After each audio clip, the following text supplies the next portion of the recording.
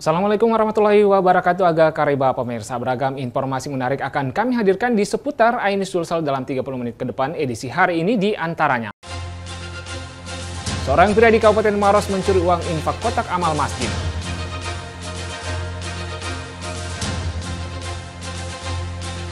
Seorang kakek tega menganiaya cucunya hingga tewas di goa.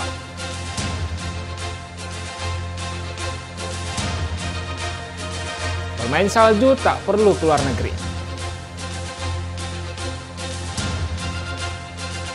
Bersama saya Rusdi Ansor, inilah seputar Aini Sulsel selengkapnya.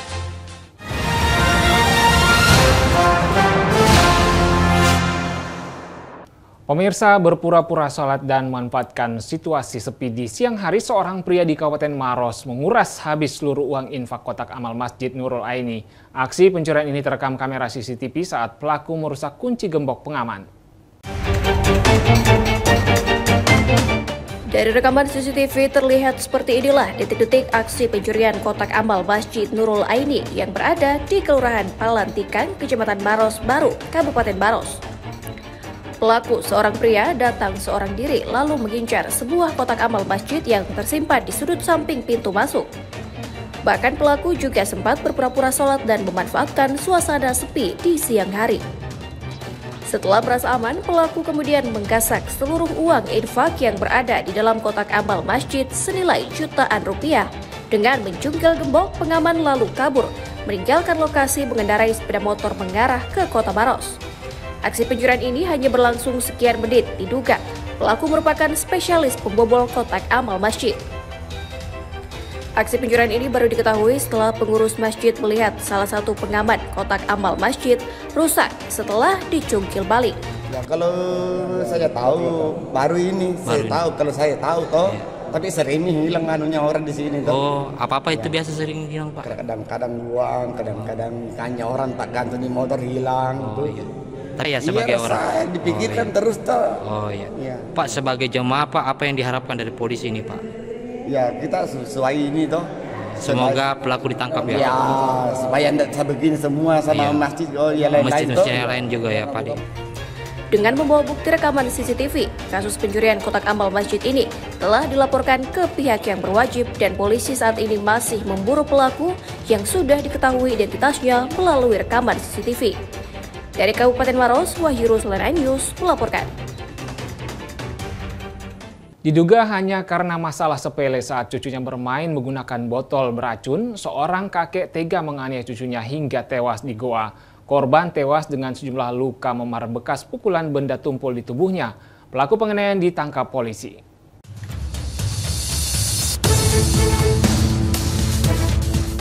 Ramadan 6 tahun bocah korban penganiayaan ini dievakuasi petugas setelah ditemukan tidak bernyawa oleh warga di sebuah kebun di Dusun Kasimburan, Desa Balapunranga, Kecamatan Paranglowe, Kabupaten Goa, Jumat malam 27 Desember 2024.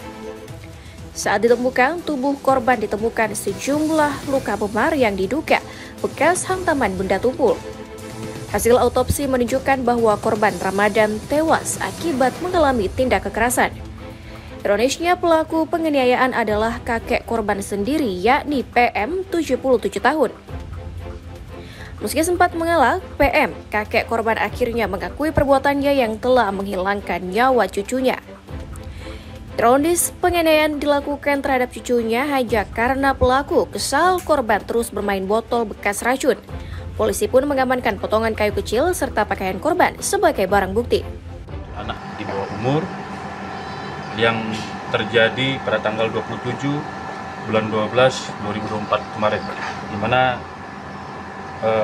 hal ini terjadi karena korban sedang bermain dan memainkan botol yang isinya adalah racun rumput dan ditegur oleh pelaku yang selaku kakek kandungnya sendiri. Ya, selaku kakek kandungnya. Teguran pertama, korban mengembalikan botol itu, namun kembali mempermainkannya, kembali bermain. Yang namanya anak-anak ya, kembali main. Nah, disitulah timbul emosi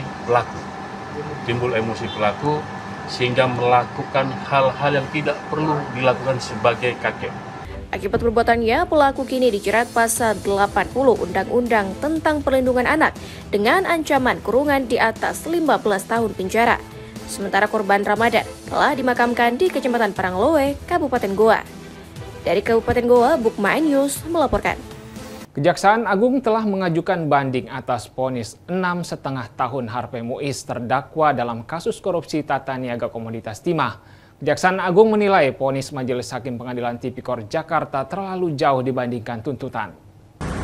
Bahwa jaksa penuntut umum melihat bahwa ada range yang terlalu jauh antara tuntutan dengan putusan. Yang kedua, bahwa tentu jaksa penuntut umum mempertimbangkan rasa keadilan masyarakat yang masih belum dipertimbangkan secara utuh oleh pengadilan.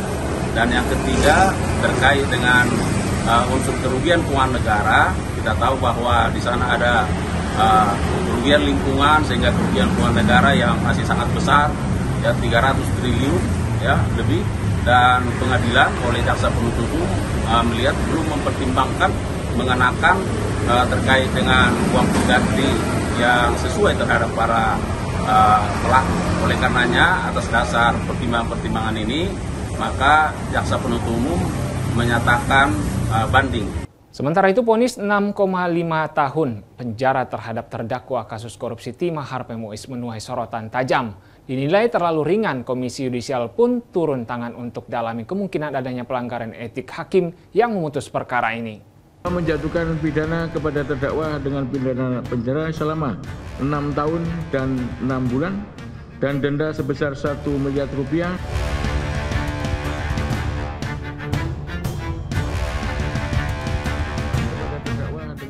Vonis 6,5 tahun yang dijatuhkan hakim kepada Harvey Muiz menuai kritikan dari sejumlah pihak. Vonis tersebut dianggap terlalu ringan untuk nilai korupsi yang merugikan negara hingga 300 triliun rupiah. Mantan Menko Polhukam Mahfud MD menilai vonis 6,5 tahun penjara dan uang pengganti 210 miliar rupiah serta denda 1 miliar rupiah terhadap Harvey Muiz menusuk rasa keadilan di Indonesia. Mahfud menyebut uang pengganti dan denda 211 miliar rupiah tersebut hanya 0,007% dari dakwaan merugikan keuangan negara 300 triliun rupiah. Saya merasa itu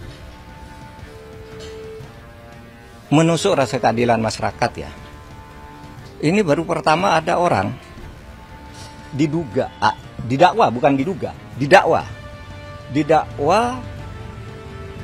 melakukan tindak pidana korupsi dan tindak pidana pencucian uang sebesar 300 triliun.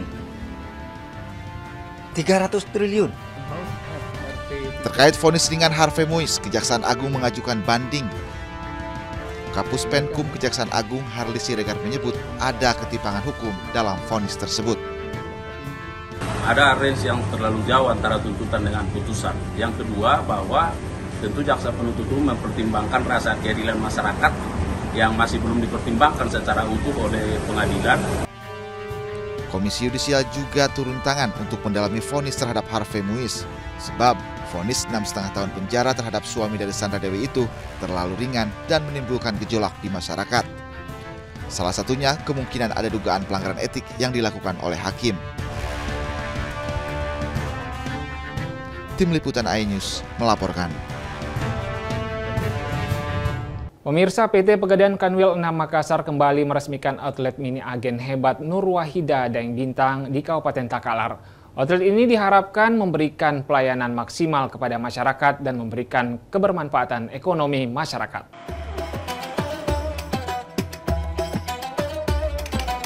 Outlet mini agen Nur Wahida Daeng Bintang ini terletak di Desa Bontoramba, Kabupaten Takalar. Nur Wahida Daeng Bintang adalah salah seorang agen hebat Pegadaian yang sukses membangun bisnisnya yang dimulai dari nasabah hingga menjadi agen Pegadaian. Memulai bisnis dari agen box, kini berjalan 4 tahun telah memiliki outlet mini dengan pencapaian omset saat ini 17 miliar rupiah dengan penghasilan rata-rata 10 juta per bulan dan mempekerjakan 2 orang karyawan. Outlet ini diresmikan oleh pemimpin PT Pegadaian Kanwil 6 Makassar, Edwin Suharto Inkiriwang, bersama Kepala Departemen Keagenan PT Pegadaian Satria Bratawijaya. Perjuangan Daeng Bintang tak lepas dari motivasi PT Pegadaian yang memotivasi para agen untuk memiliki outlet yang representatif agar mengintensifikan penjualan dari agen. Pembukaan agen ini tentu saja untuk memberikan pelayanan yang maksimal kepada masyarakat sekaligus memberikan kemanfaatan ekonomi bagi masyarakat sekitar. Jadi saya berharap agen ini bisa dimanfaatkan oleh masyarakat sekitar dan kepercayaan masyarakat kepada Pegadaian semakin meningkat. Untuk Kanwil 6 Makassar saat ini memang adalah kanwil terbesar yang menyumbang untuk kinerja keagenan ya. Saat ini OSL-nya di angka sekitar 1,2 triliun, itu sekitar 12% secara nasional dari 12 kanwil yang paling besar. Memang kontribusi dari Pak Edwin ini memang sangat support kepada teman-teman agen.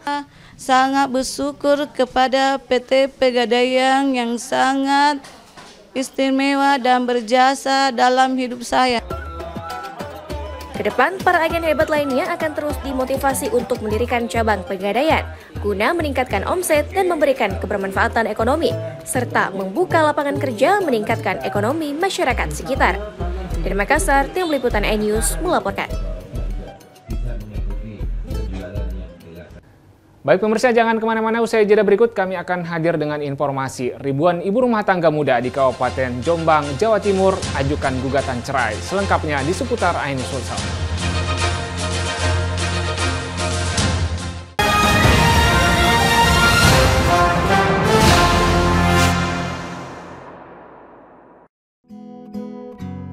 Terkadang hidup terasa berat,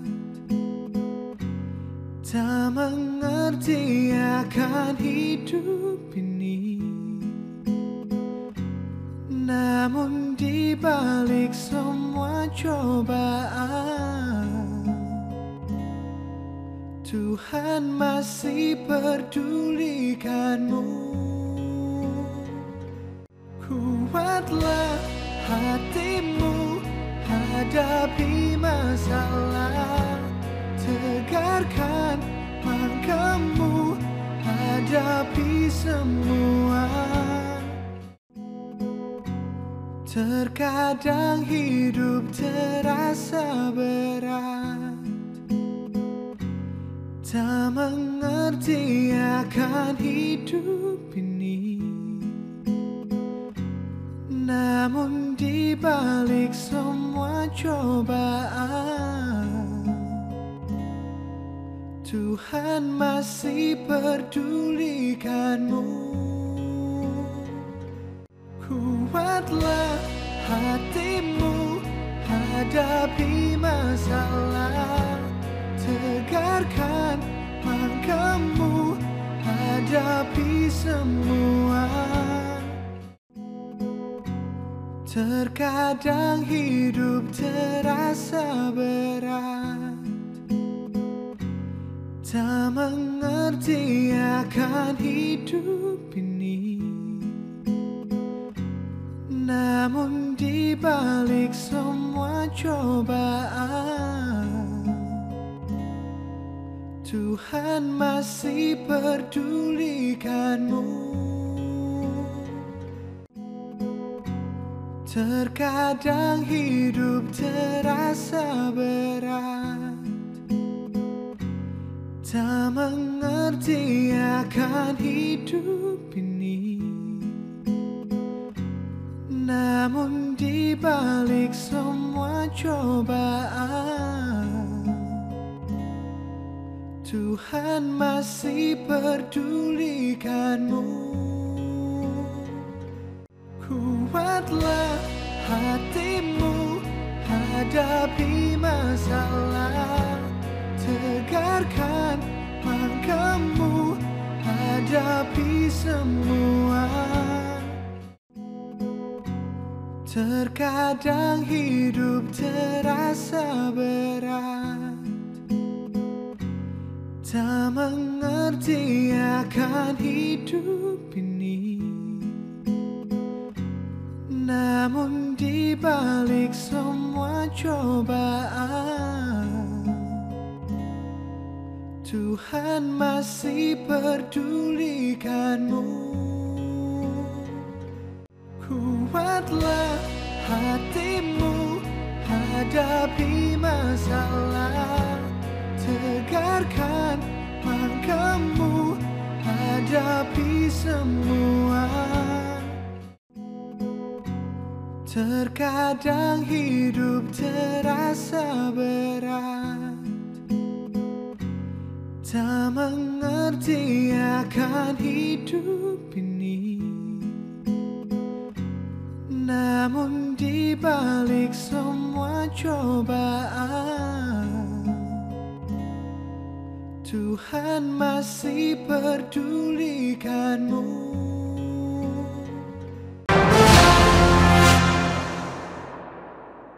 Terima kasih Anda masih bersama kami di seputar iNews Sulsel. Pemirsa, belum genap 1x24 jam ditetapkan sebagai tersangka dalam kasus uang palsu di Goa, seorang pengusaha berinisial ASS mendadak jatuh sakit dan langsung dilarikan ke Rumah Sakit Polri Bayangkara Kota Makassar. Kasus pembuatan uang palsu di Kabupaten Goa kini memasuki babak baru dengan menyelidiki indikasi pelaku.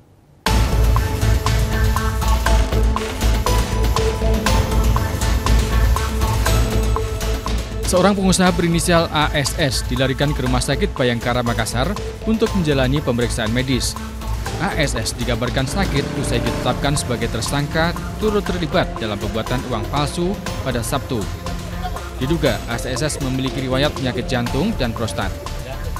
Dalam penyelidikan sementara, tersangka ASS diduga terlibat sindikat peredaran uang palsu dengan berperan sebagai donatur yang tak lain ikut membiayai proses pembuatan uang palsu. 2 hari kemarin untuk saudara dengan inisial ASS sudah hadir memenuhi panggilan. Kemudian tadi malam sudah kita tingkatkan statusnya sebagai tersangka, ya. Dan pada saat kita mau melakukan penahanan, ternyata kesehatan yang bersangkutan drop dan memang ada riwayat apa? Jantungnya. Kapolres Goa menambahkan tersangka ASS kini menjalani pemeriksaan medis tim dokter dan dibantarkan penahanannya hingga beberapa hari ke depan. Meski demikian, sakitnya tersangka ASS tidak mengganggu proses penyidikan kasus uang palsu yang melibatkan petinggi kampus di Kabupaten Goa. Sejauh ini polisi telah menetapkan 18 tersangka uang palsu dan tengah mengejar 3 tersangka lain yang masuk dalam daftar pencarian orang. Dari Kota Makassar, Sulawesi Selatan, Muhammad Nurboni, iNews melaporkan.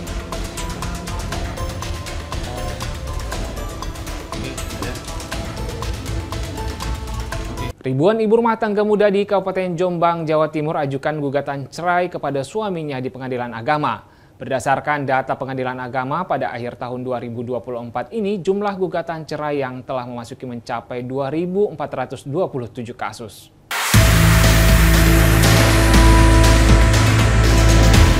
Ribuan kasus perceraian sedang ditangani Pengadilan Agama Kabupaten Jombang, Jawa Timur.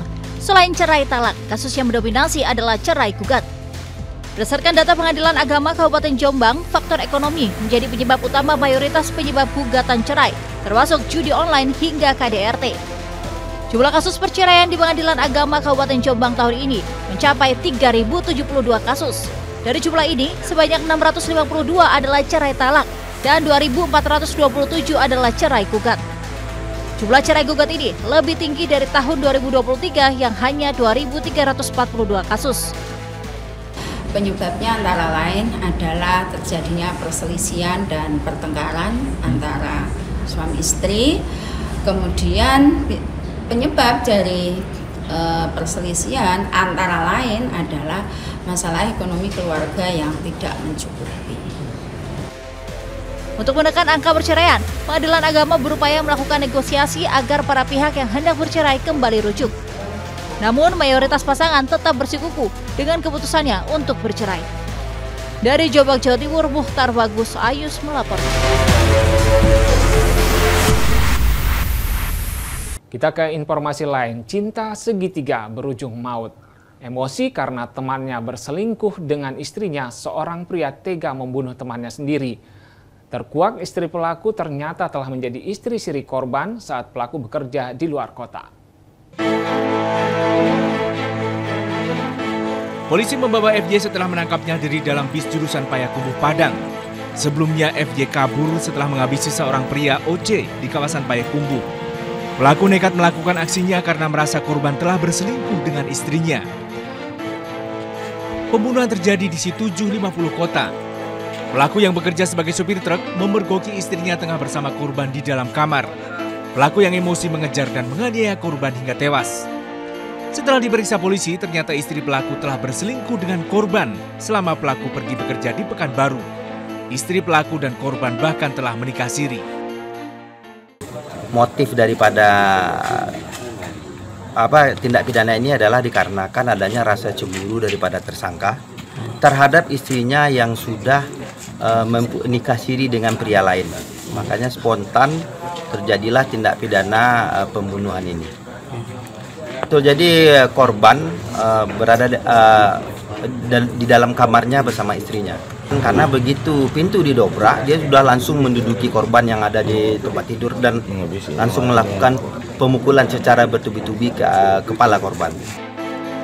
Pelaku saat ini ditahan di Mapolres Payakumbuh. Dari Payakumbuh, Sumatera Barat, Agung Sulistyo, iNews melaporkan.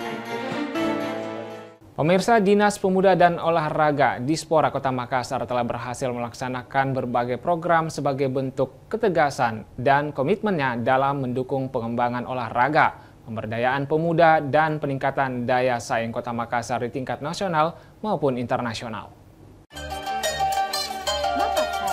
Pelaksana tugas atau PLT Kepala Dispora Makassar Andi Tendrilengka Baucema mengatakan tahun 2024 menjadi tahun penting bagi transformasi sektor olahraga dan pemuda. Dispora Makassar mencatat pencapaian luar biasa melalui survei Indeks Pembangunan Pemuda atau IPP. Survei ini merupakan yang pertama kali dilakukan di tingkat kabupaten kota di Indonesia menggunakan data primer. Dari 18.800 responden, nilai IPP Makassar mencapai 58 lebih tinggi dibanding rata-rata nasional sebesar 56,33. Hasil ini mencerminkan kondisi positif pembangunan kepemudaan di Kota Makassar. Olahraga, kami telah menyelenggarakan 23 kegiatan olahraga mulai dari tingkat lokal maupun hingga internasional, bahwa pimpinan kami, Pak Wali Kota, telah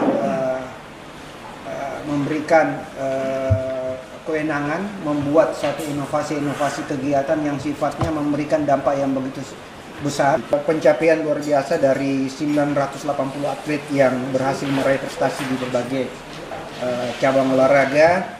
Ada atlet taekwondo menjadi penyumbang medali terbanyak. Pemerintah Kota Makassar menyiapkan sarana prasarana yang ada di wilayah-wilayah di kecamatan agar masyarakat tidak terfokus hanya satu tempat saja, tetapi bisa di wilayahnya masing-masing di kecamatan dalam rangka untuk supaya masyarakat itu hidup sehat.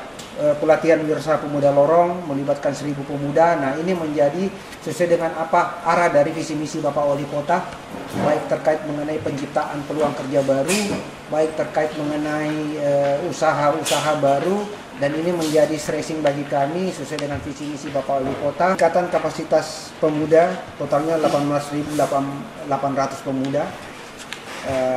Ini menjadi bagian dari kami. Jadi Indeks Pembangunan Pemuda, yang mana kita tahu bahwa di tahun 2024 ini ya kita paling tertinggi dalam mengukur penilaian IPP itu. Dispora sukses menyelenggarakan 23 kegiatan besar sepanjang tahun ini. Sebanyak 984 atlet meraih medali di berbagai cabang olahraga. Dispora Makassar melakukan rehabilitasi sejumlah fasilitas olahraga. Dispora mengajak seluruh elemen masyarakat untuk terus mendukung program-program strategis yang dirancang. Dari Makassar, Tim Liputan iNews melaporkan. Pemirsa, sudah ada rencana berlibur akhir pekan ini? Kalau belum, Anda bisa ajak keluarga bermain salju. Tak perlu keluar negeri, main salju kini bisa di Jakarta.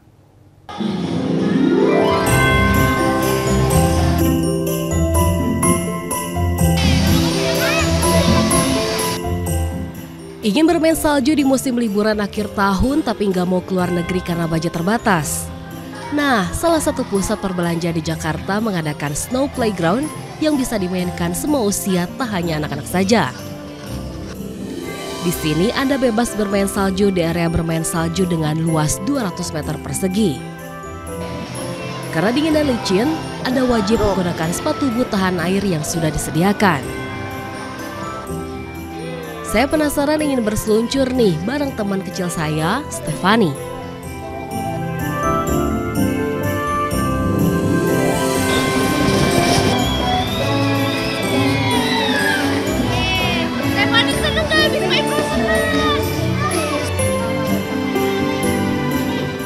Liburan sekolah, ya nggak? Iya. Kita habis ini mau main apa lagi, Steph? Mau main salju lagi nggak? Mau main salju lagi? Ya udah, ayo kita gali yuk. Salju lagi yuk. Mau bikin awan apa? Puas berseluncur, kita lanjut main es yang bisa dibentuk dengan cetakan maupun bentuk bola-bola salju. Di jam-jam tertentu, bahkan ada hujan salju buatan yang membuat pengalaman bermain salju semakin nyata. Ingin bermain di sini? Siapkan uang mulai Rp100.000. Anda dari si kecil bisa puas bermain di sini. Anda bisa langsung datang ke sini selama periode 6 Desember 2024 hingga 5 Januari 2025. Dari Jakarta, Jessica Winoto, Jamie Jasin, iNews melaporkan.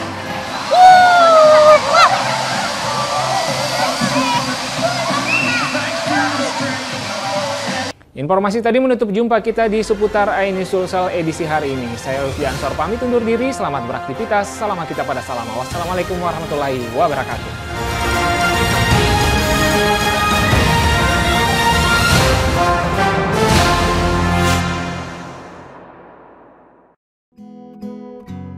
Terkadang hidup terasa berat, tak mengerti akan hidup ini.